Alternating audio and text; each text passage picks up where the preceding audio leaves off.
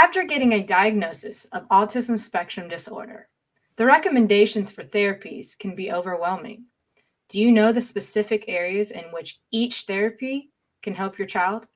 Join us as we continue a series in which we help you understand all of this so that you don't walk into an appointment blind.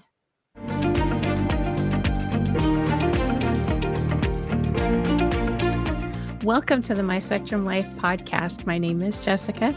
I'm an autism mom, and with me today is my good friend Kelsey, who's a SPED teacher. Hi, Kelsey. Hi, Jess. Thanks for having me again. I'm Kelsey, and I am a SPED educational teacher. And tonight, I am looking forward in talking about our subject.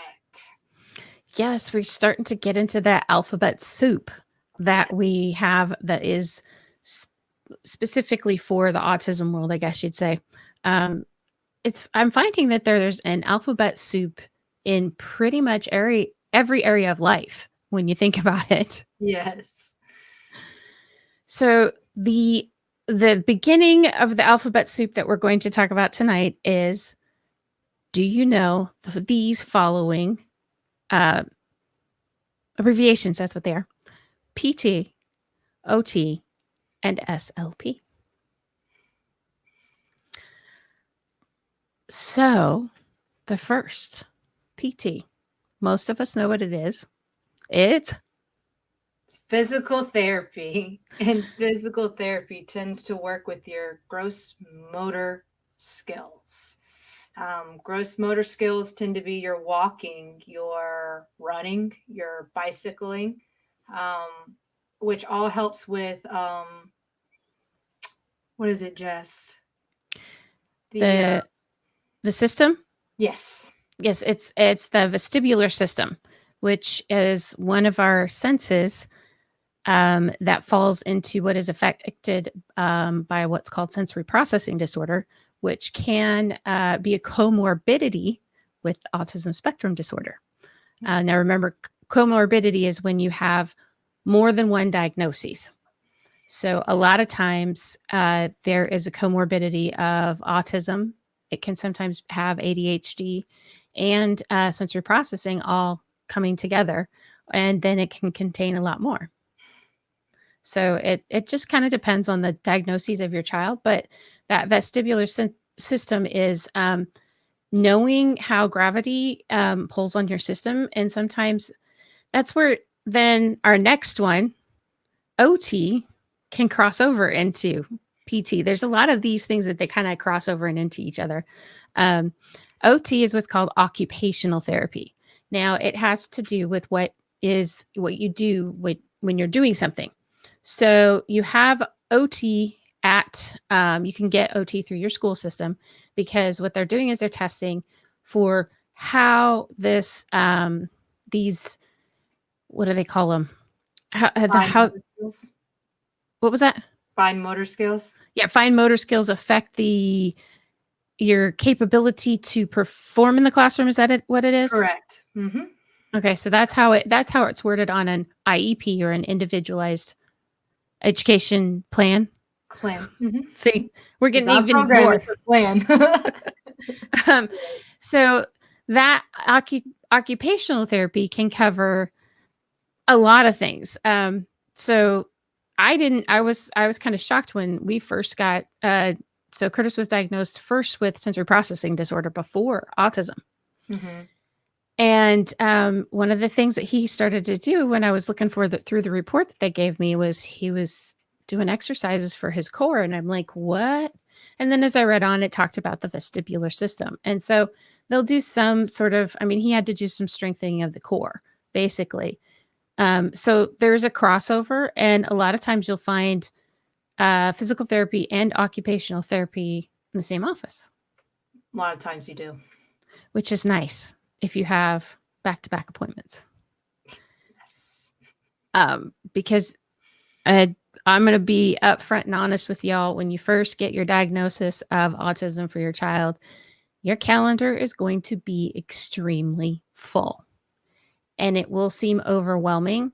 Do what you want, what you can do, and where you feel that your child is getting the most help, and just kind of work through the system. It gets overwhelming, but it is worth it. in the end, because they will get the help that they need. Exactly. So then we have that last one. Correct, which is SLP, which is speech language pathologist. And y'all are probably thinking, why isn't it SLT or ST? Speech language pathologist, we'll probably get into it more when we dive a little deep into it, but pathologists are different from therapists. They're able to actually actually give tests and evaluate, and they can also do some of that feeding that therapists may not be able to do. And so a lot of times on IEPs, or you hear, it's always speech language pathologist, and even their credentials are SLPs.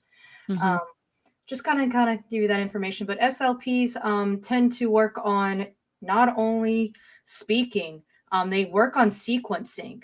Right. They work on comprehension that deals with not only the speaking portion, because they focus on two types of communication. It's that receptive, what you're receiving, and then your expressive, and how the person is trying to express their language. And that might be through ATs and all these other different devices that might be able to use other than talking. And then they can focus on with feeding as well outside the school. Feeding therapies tend not to be allowed in schools, right? Because it's more of a medical diagnosis than an educational. Yeah. Well, and interestingly enough, we started out, Curtis actually had to have some feeding therapy because of what they were doing is they were looking at the manner in which he chewed. And so once he got that down and we had the exercises and that, like actually right now, he's doing a kind of a feeding therapy, but his occupational therapist is coming at it.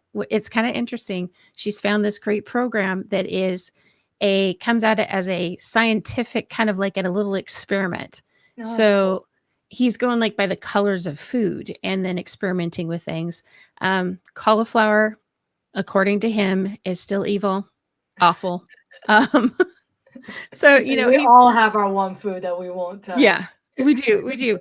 But we're trying to expand his diet. And I know many parents out there, there's like 2 or 3 things that your kid wants to eat, and that's it. Like at my household, it's wings, pizza, and burgers, and macaroni and cheese. I think those are the 4 biggies right now.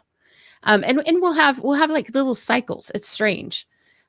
So it's, I don't know, you have to do and kind of be tuned into that to know and make sure that they're getting, the nutrition that they need as well. Right. But another thing I was going to say that speech can help with is what's called pragmatics. Yes. Okay. Do you have a definition of pragmatics? I just know I've been around it long enough that I'm just kind of familiar with it, not so much. Yeah. I've never had to write a goal for it. Let's put it that way. Well, we're hoping that here shortly we'll be able to interview an actual speech language pathologist. And so we can talk about pragmatics, but the pragmatics have to do with interpreting and understanding how somebody is saying something. That's right. Your body language. So that falls underneath with receptive language. Yeah. And it's not just like body language. It's the tone. There's a whole bunch of things that Curtis has had to go through. You just had to drop that memory there. Yeah. So, and the interesting thing about these 3 therapies is that there are offices that have all of them together. They're in that one place. Sometimes you have 3 different places you have to go to. So it's nice when you get an office where they're all together in the same building. You only have to go to one place to have the therapy done. But it's, they do cross over. They do. And